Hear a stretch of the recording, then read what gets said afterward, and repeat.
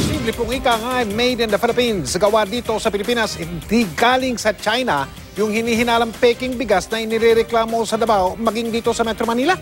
Sinisilip na ngayon kung nagagamit ang makina ng Department of Science and Technology, DOST, sa paggawa ng peking bigas. Nakatutok si Maki Pulido, eksklusibo. Isa na namang sumbong ng tila peking bigas ang umabot sa National Food Authority. Ngayon naman, taga Green Hills, San Juan ang nagreklamo.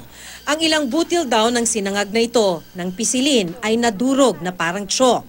Sinabi na dati ng Food Development Center na ang purong bigas malagkit at hindi madudurog kahit pisilin. Yung ibang kernels is parang chalk.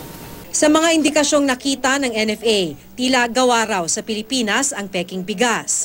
Isa sa mga tinututukan sa investigasyon ay ang extruder machine na kayang gumaya ng butil ng bigas. Kaya tinitingnan nila ang mga may extruder machines. Kasama na ang Department of Science and Technology na gumagamit ito para sa paggawa ng iron-fortified rice.